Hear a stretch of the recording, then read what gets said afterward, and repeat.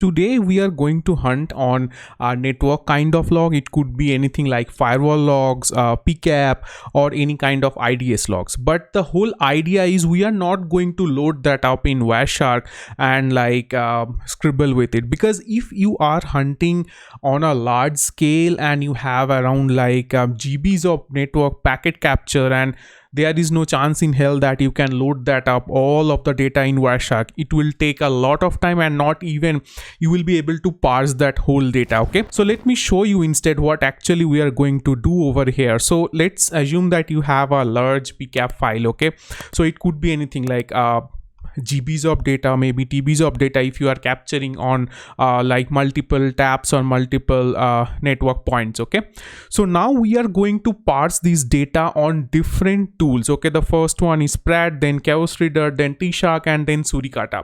Now what is the idea behind it? Okay, so Prads is basically a tool which is a passive network listener. Now what this tool will give you, this tool will help you to gather information and all those stuffs in terms of how many hosts are there, what are the services that it is running, what are the traffic that it is sending. Okay, so it will give you an overall idea of what is all about your network packet capture, and whatever the data you ingest through Prads, it will give you a tabular format by which you can very easily identify what is going on. Okay, so next we will be using ChaosReader. So basically it is a Perl script, so don't worry about the tool links. So I will leave the link in the description, so you can download it, you can install it, and you can use. Now ChaosReader is a very old tool. Okay, so it's a free tool.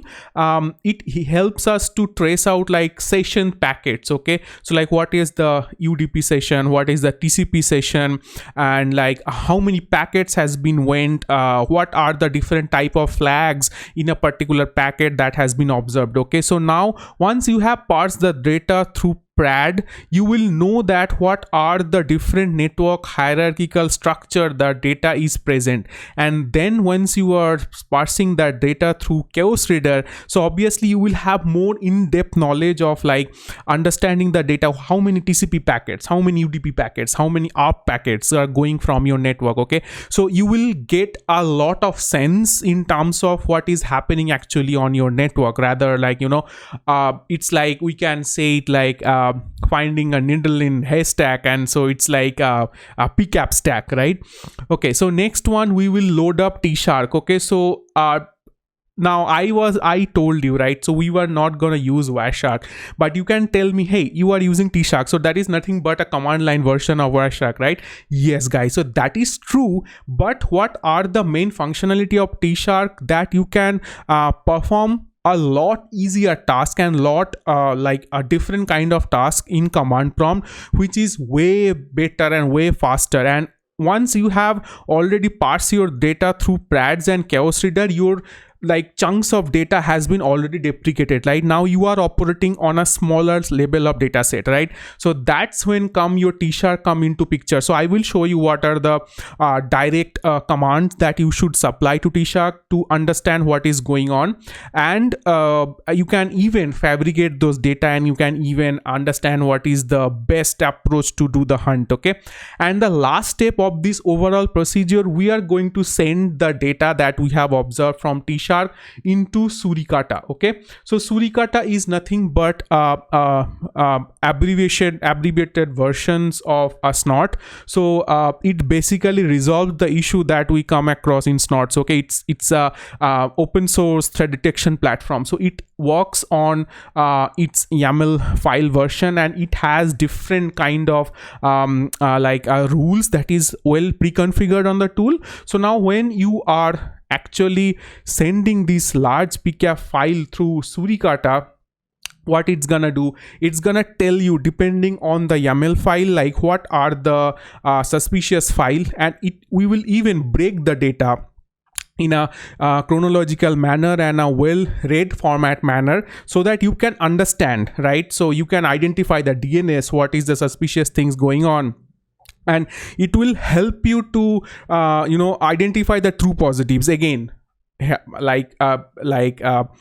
not you are finding a needle in a haystack, but definitely it will be worth to parse the whole data set through a known signature detection, so that you will understand, okay, so this is my new data set on top of which I should prefer the hunt. Okay, so this is the overall things, guys, and I would suggest you guys, so right now we will jump into the demo. So I have already pre-configured and pre-recorded the demo. I'll just play you and I'll keep on explaining you what are the things and how things are done. Okay guys, so I am in front of my console right now, and let me start the investigation here.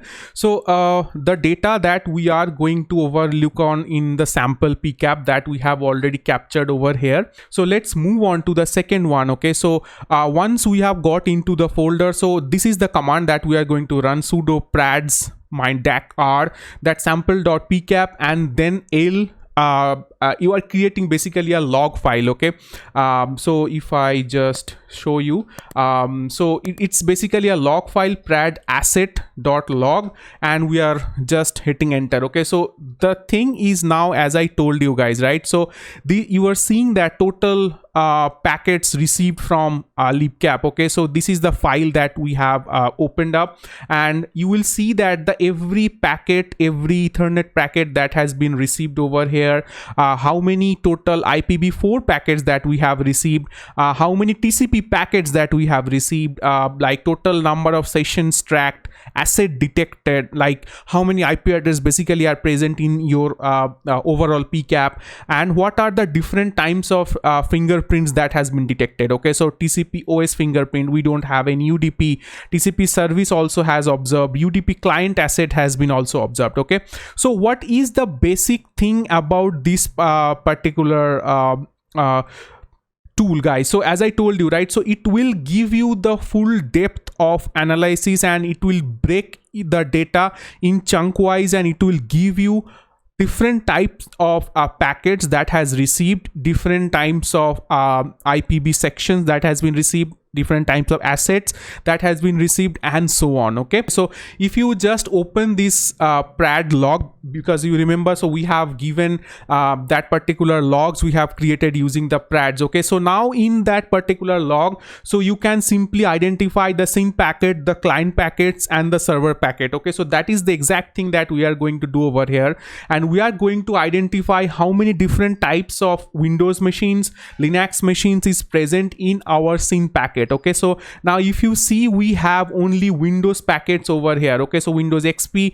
2000 model, and you see from the TCP timestamp over here. Okay, so which is connected to this particular Ethernet cable by the point of time that we have investigated. Okay, so now if we move on, so we will see the next thing. Okay, so we will move on to understand what is the client packet that we have observed, and definitely in the client packet we are going to identify what are the user agents that has been used over here. So Safari, Firefox, Opera, then Chrome. Okay, so now if we run this particular command, so as you see over here, so we are seeing this particular sucker, and you see there is only one thing. Okay, so that is again Windows NT that we have also observed, that the Windows device that we are having, and we are having Chrome. Okay, so only one user agent that is present over here. Now you are getting the idea, guys. So now if I tell you that this is one like a smaller packet that onto which we are doing this analysis, right,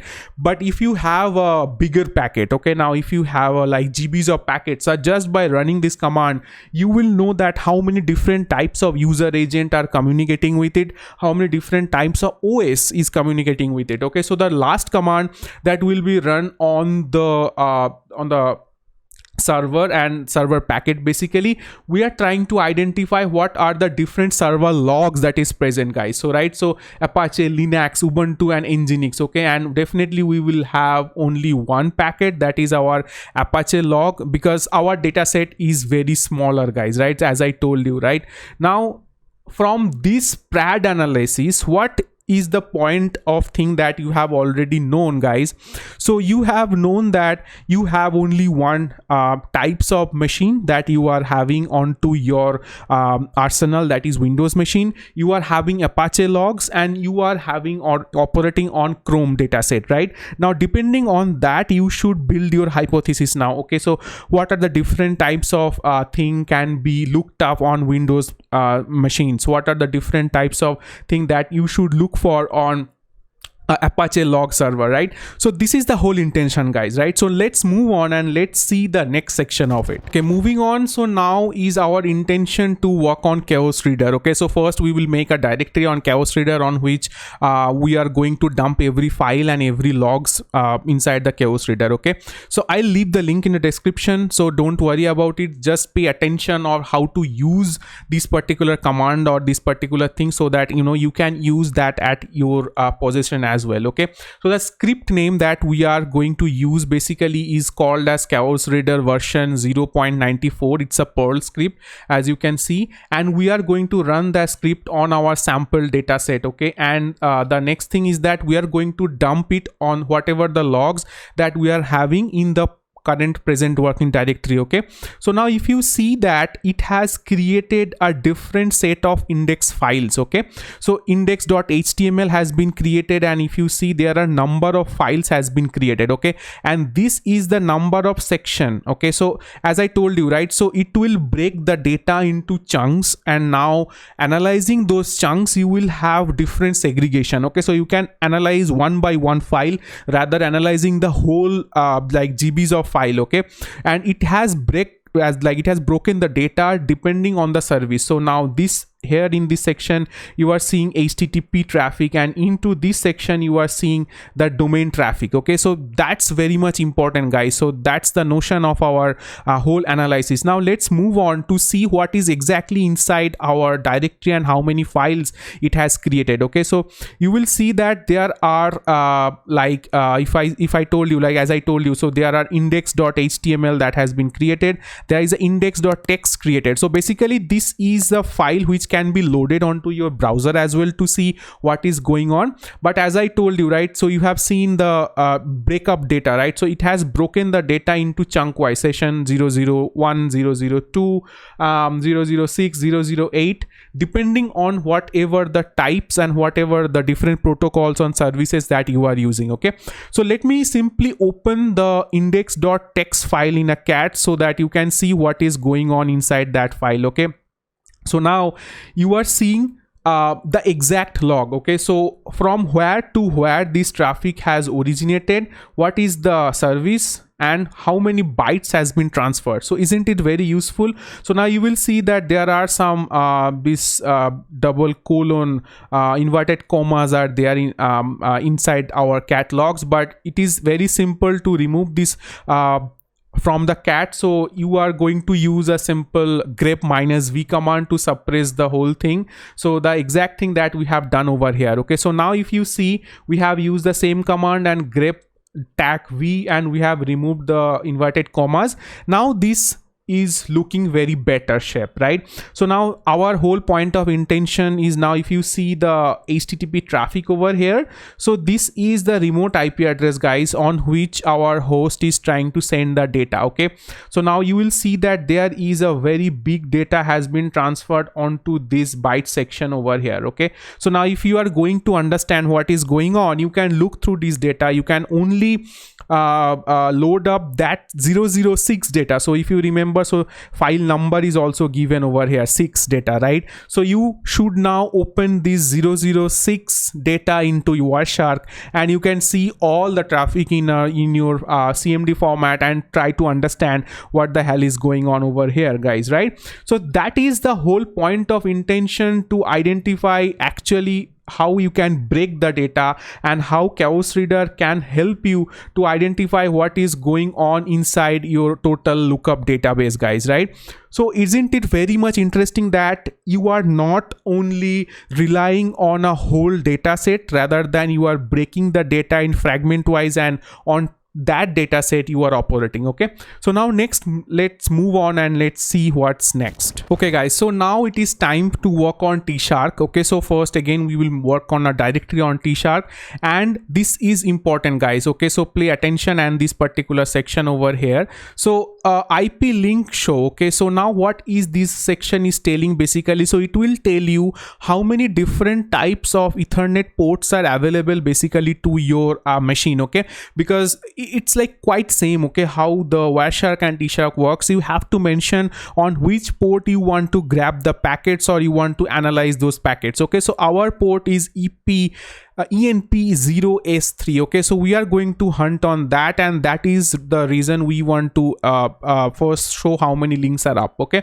so now just to concentrate on this particular section, which is basically nothing but we are parsing the data in Tshark, and the first command that we are going to use is IOPHS. Okay, so now what is IOPHS? Okay, so now you will see over here, so basically it is breaking the data up in protocol hierarchical statistics. Okay, so IOPHS, so protocol hierarchical statistics, that's its means. Okay, so now if you see, there are Ethernet packets inside that, there are IP packets, there are UDP and TCP packets. So now it has sent DNS traffic to 8 frames on bytes 1156, and it has sent 7 like same number of HTTP traffic, which is 8 frames. Okay, so now it is quite interesting that you will understand that from my local machine how many DNS requests has been sent to the remote host, the same number of HTTP packet has went to that particular machine as well. Okay,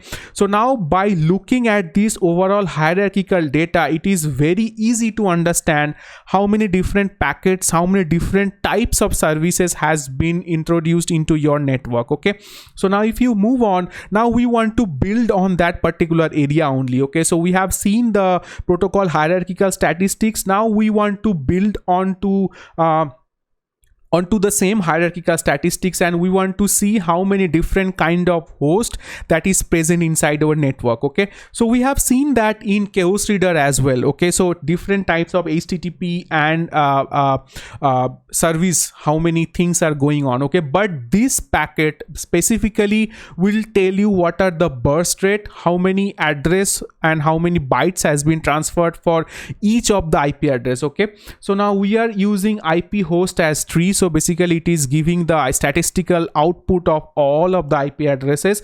It is giving you the count, basically how many number of bytes. So I have 3 hosts in my network, so 2 are my local and 1 is remote. Now if you have a bigger chunk of data, so definitely you will have a bigger data set. Okay, so now you will see that the burst rate of it, then burst start, and the percentage of the traffic that has went to. Okay, so now if you see from this percentage of data, you will definitely understand like 100% of data has been communicated with this and these 2 IP address now guys. So your point of hunt is now concentrated on these 2 IP addresses. Okay, so rather than not focusing on what else is going on, right? Now if you want to go something about like supervised approach on rarity of that communication channel, you definitely need to identify this one as well, but that is out of scope for this tutorial. Okay, so now we are going to a particular data set and we are going to see what is going on inside that. Okay, so now we will move on and we will see what is the next step of it. Okay, so we have seen the protocol hierarchy, we have seen the tree structure of the machines, and now we are going to hunt on HTTP request. Okay, so we are going to look up for T fields. We are going to see how many HTTP requests from which agent has been sent. Okay, so now if you remember, we have seen the similar kind of traffic in our first data set as well, where we have run the Prads, right? So now you will understand that from how many HTTP requests, from which IP source, and from which data set and which agent basically our traffic has went into, right? So you will see that Windows NT, and obviously the so this is the same thing guys, right? So this is the abbreviated version of this one. Okay, so we will see that it's a Chrome one, and from this traffic only we have seen the data. Okay, so now moving on, so what next we are going to see? So far we have seen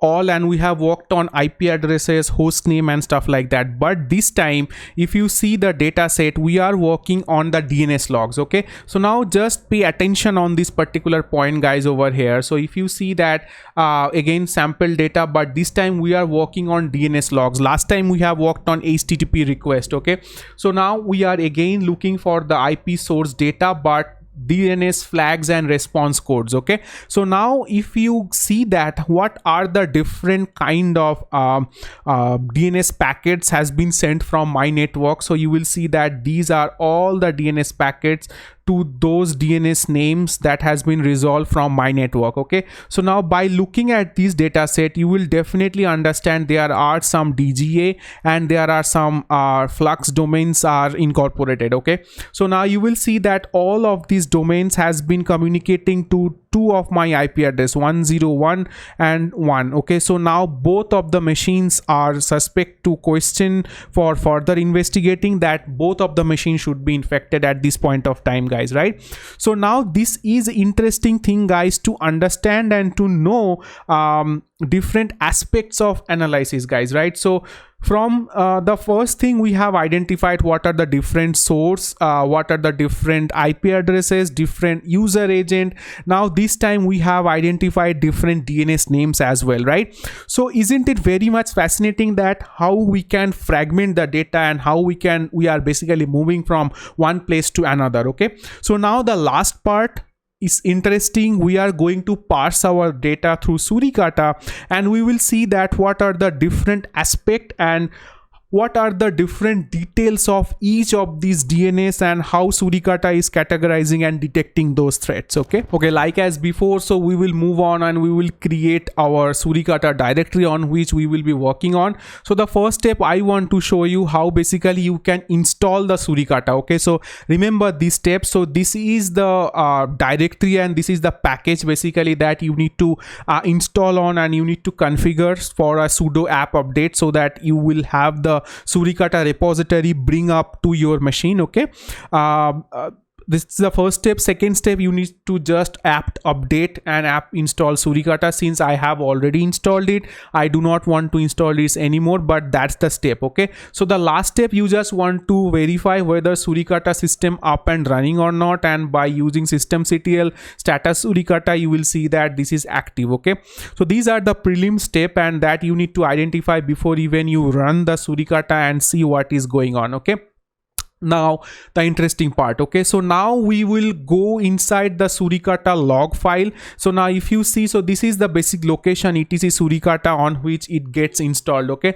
so now if you see here, there is a Suricata YAML file. Okay, so in this particular file we have every logs that has been stored over here. Okay, so let me open that particular file quickly and we will see that what is the different aspect of the logs and file that is basically running into it. Okay, so now if you see over here quickly, you will see that there are a lot of things happening, guys. Okay, so you will see that the address groups, different kinds of home network and all those IP addresses. Okay, so now if you have any particular IP address CID and notation which you are using for your home network, you should come this section and you should add up that particular IP address location. Okay, so similarly it will have a different port groups, it will have different external nets, external HTTP server and all different kinds of server. Okay, so now since I am working on my local machine, and so everything is required for home net. Okay, so I do not have any other IP address or I do not have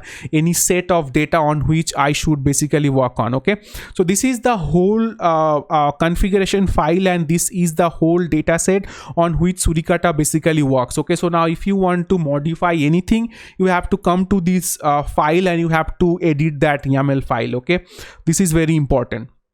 Next, we are going to the actual mode of it. So we are going to run Suricata on our PCAP file, but we would need to mention which configuration file that we are operating on. The same suricata.yaml which is present in etc Suricata location. Now if you see, I have run that particular script and I have again run the run against my sample.pcap and -l tackle. Just remember, this is the notion how Suricata basically gets run, and I am going to dump everything in my local directory. Okay, so now if you see, I can ignore these codes because I do not have any remote location or YAML configuration, so that it is giving me the error. But the endpoint is that it has received the signal, it has processed all the 4 packets processing thread and a management thread which has been installed, and PCAP module read one files which has this 18,000 packets and these blah blah blah bytes. Okay, so now the interesting part, let's see what Suricata has identified in our network. Okay, so if you see, if you do a simple ls, you will see that different kind of logs has been generated. One is if.json, one is fast.log, one is stat.logs, and one is suricata.log. But our point of intention is the if.json file. Okay, so now if I open the if.json file, it won't make much sense, because you will see that in a sec what I am trying to say. If you open it, it would give us a big counterized data. Okay, so now this won't make much sense, because if you do not know what is the data inside your packet, you won't understand how many flows or UDP traffic that has went on. So the first thing is that you should parse your data through Prads, where you understand all of the hierarchical data set, and then you see this particular data and you see what are the volumes of data that has been went through. Okay, so decoder bytes, decoder packet, so you will seen all these things, and Prads as well. Okay, so now these things make sense after you have understood the architectural component of your PCAP data, so that you go and run this particular command and you open the if.json and you see what is going on inside that. Okay, so now next we will move on and we will open up our log file inside that. Okay, so now again, just remember, this log file won't make any sense either, guys. Okay, because it's a overall gibberish data that is going on into this particular section. Okay, so now if you pay attention very closely, so what is the notion of this particular format which is giving on? So if you see, this is the abbreviation, which is timestamp, then semicolon or colon, then the actual data. Okay, so now if you move next one, this is the abbreviation, which is the flow log ID, again colon, and this is the actual data. Similarly, event type, abbreviation, then colon, then it is a flow. Okay, so this is how the data is actually getting broken into your network. Okay, but it is no chance in hell that you should identify what is going on. Okay, so now rather we are going to cat that same data but using this particular switch. Okay, so just remember this particular switch, this is very important. Okay, so let me quickly jump into this particular one and let me show you what is going on over here. This is the intentional mistake. Okay, so I have done just to show you what are the different aspect, and just to make you aware what I am going to do over here. I am going to grab the data and I am going to identify wherever HTTP traffic is present. Okay, then I am going to parse the data using a JQ filter. So this JQ filter is doesn't present by default. Now if I quickly show you in my machine what is exactly this JQ, you can very well install this one. Okay, so JQ command. So JQ command is Linux is basically a build up concept or contextualizing your JSON query. Okay, so you can come to the GitHub repository, JQ GitHub, and you can dump this particular section, or you can simply run apt-get install JQ. Okay, so that would give you the exact data what is going on inside that. Okay, so once you have done that, you are parsing the data using, so basically it is a beautifier kind of thing. Okay, so we are parsing the data and the command line beautifier. Okay, next we are concatenating with timestamp. Next we are splitting the data using the format of capital T. So when there is a tab, so the next line we are breaking as a C split and we are creating a different file. Okay, so now let's see this particular command into action and you will understand what I am trying to use over here. Okay, so now I have run the same command once again, and if you see, it has created these files, these many fragments and these many files into my local network. Okay, so that local directory of course. So now if I do a quick ls, and you will see that again the data 00xx00, which is this one, then xx01, which is this one, then 02, which is this one, then 03, which is this one, and then 04, which is basically 318. Okay, so it has fragmented our data, and it has beautified our data, and it has created different chunks of data. Okay, so now let us see what the hell I am talking about, just to cat this one of the files and to understand what is going on, guys. Okay, so now if you see over here, so I have opened the cat xx01 data, right? So now if you see that, so it has now making sense. So I have concatenated with it, I have beautified with it, and it is giving me the exact from where and what is going on. Okay, so host name, you have seen this thing in past as well. So this is the redirect. Okay, so my machine from where I have tried to capture, it was actually requested for this DNS packet. Now it has redirected to these gibberish packets. Okay, so gibberish domain basically. So this is the DGA domain. Now you will see that there is something fishy on this particular DNS, and your machine is trying to communicate with this DGA domain. Okay, so now you need to grab this one, and you have seen this Windows user agent as well, which is by the way Chrome. That means it is a user initiated traffic. It is not a bot or someone is doing something bad onto your network. So now you need to grab this particular user and try to identify what this user is up to. It could be a phishing email, and it could be anything else as well. Okay, so now if you move on, if you see the similar things into 003 and 004 as well, you will see the same thing. So hostname, this was requested, and you are not seeing any redirection over here because it's a genuine one, right? So it is a genuine DGA domain, and someone is requesting to that already. Okay, so the last one that we will open up the 04, and you will see the same thing again over here, guys, right? So you will see that this host name has been requested, this is the URL that has been requested, and this is the post message and status also. So all of the packets, you are seeing the status code as 200. That means it has been successfully resolved. Okay, so this is the overall statistics, guys. So now I hope you have understood from this notion how basically you can grab a bigger chunk of data.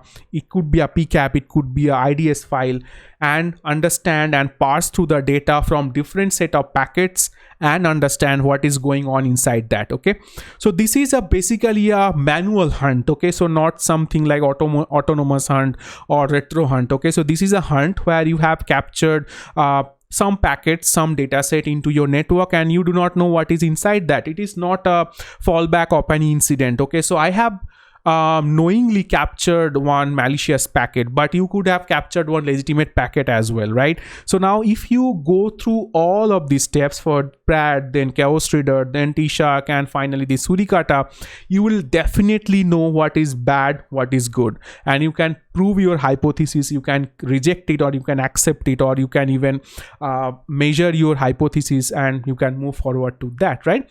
And one next step also I can give you guys that you can try of your own after you have parsed the data on Tshark. You can parse your data using Yara PCAP as well, right? So you can pull up Yara PCAP that is available in GitHub, and you can parse through like thousands of Yara codes, and you can just see what is in matching, right? So it will be another type of retro hunt that you can also perform on any kind of network packets, right?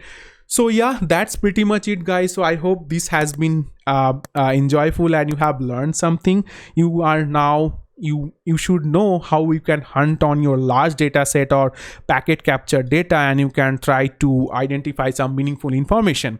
So I'll catch you guys next time. Stay healthy and stay safe.